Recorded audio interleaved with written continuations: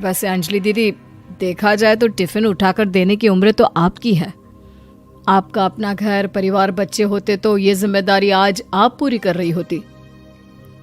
एक बात मेरी समझ में नहीं आती, अगर मेरी शादी नहीं हुई तो इसमें मेरी क्या गलती है, और तुम सब लोग मेरे पीछे क्यों पड़े रहते हो? अरे कुछ कहना क्या, पीछे पड़े रहना होता है। अपने छोटे भाई को देख, तुझसे 3 साल छोटा है लेकिन 2 बच्चे खेल रहे हैं आंगन में। मुझे आप लोगों की कोई बात नहीं सुननी, जा रही हूं मैं। और आप में से किसी को मेरा कोई काम करने की जरूरत नहीं है, मैं खुद संभाल लूंगी। इतना कहकर अंजलि वहां से चली जाती है। शाम को जब अंजलि अपने स्कूल से लौटकर घर वापस आती है तो उसने देखा कि पड़ोस वाली निर्मला चाची वहां पर बैठी हुई थी। क्या बात है अंजलि बिटिया, नौकरी करके वापस आ गई? जी चाची जी, कैसी हैं आप?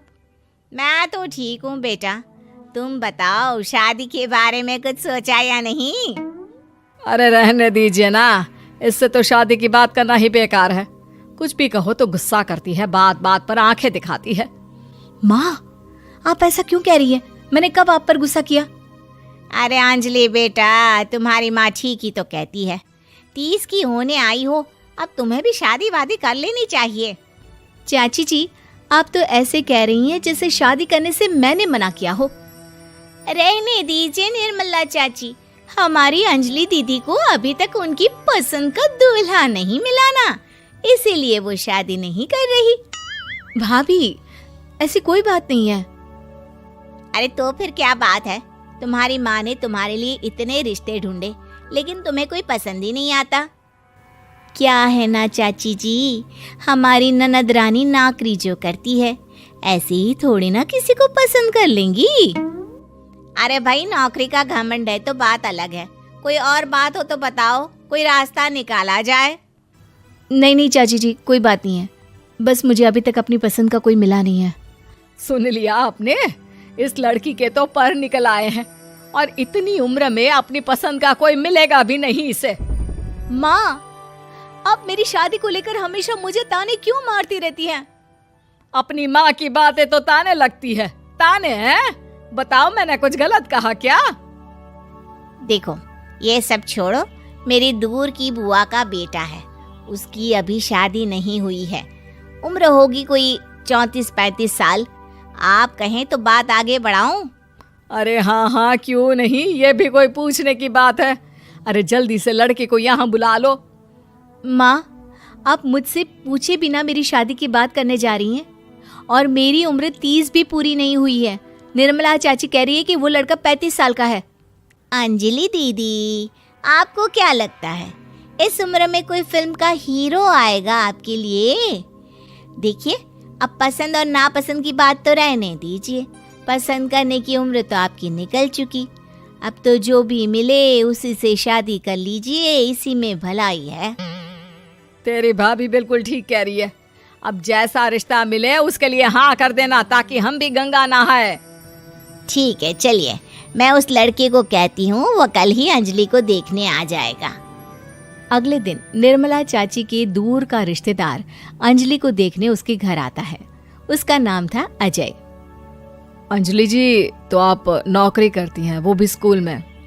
जी हाँ, मैं स्कूल में टीचर हूँ। हमारी बेटी बहुत होशियार है। अरे पढ़ने लिखने में इतनी होशियार है, इसीलिए तो इसकी नौकरी लगी है स्कूल में। हाँ हाँ ठीक है आंटी जी, जरा मुझे भी तो बात करने दीजिए आपकी बेटी से। जी पूछिए ना, क्या पूछना चाहते हैं? अंजलि मैडम, ये तो बताइए कि आपने अभी तक शादी क्यों नहीं की? बस ऐसे ही, कहीं कोई रिश्ता पसंद नहीं आया इसलिए। लेकिन क्या मैं आपसे पूछ सकती हूँ कि आपने शादी क्यों नहीं की? अंजलि, क्या कर रही हो तुम? लड़कियों को इस तरह की बातें नहीं शोभा देती। रहने दीजिए आंटी जी, आपकी बेटी काफ़ी पढ़ी लिखी है, मैं उनके सवाल का जवाब दे ही देता हूँ। वो क्या है ना, मुझे भी अभी तक अपनी पसंद की कोई लड़की नहीं मिली। अच्छा अच्छा, कोई बात नहीं। वैसे आपकी तनख्वाह कितनी है, कितना कमा लेती है महीने का? जी यही कोई 25,000 महीने। बस 25,000? इतने से क्या होता है? इतने से तो आजकल घर भी नहीं चलता। आपके कहने का क्या मतलब है? अरे मैं तो ये सोच कर आया था कि नौकरी वाली लड़की है, आराम से 40,000 कमाती होगी। माफ कीजिएगा, आपका और मेरा रिश्ता नहीं हो सकता। जी कोई बात नहीं, मुझे भी आपके साथ शादी करने में कोई इंटरेस्ट नहीं है। अंजलि, किस तरह की बात कर रही हो? घर आए रिश्ते को ठुकरा रही हो तुम। दीदी, अब इस उम्र में आपको इतनी अकड़ नहीं दिखानी चाहिए। अच्छा खासा रिश्ता हाथ से निकल गया, कहीं ऐसा ना हो कि जिंदगी भर कुंवारी ही रह जाओ आप। कुछ दिन और ऐसे ही निकल जाते हैं और अंजलि की शादी कभी नहीं होती। अंजलि के परिवार वाले बिंदास उसे ताने मारते रहते हैं, लेकिन अंजलि एक बड़ी नौकरी की तैयारी करती है और उसमें सिलेक्ट होने के बाद अंजलि को एक बहुत बड़ी नौकरी मिल जाती है। अब तो दीदी के नखरे और भी ज्यादा बढ़ जाएंगे भाई।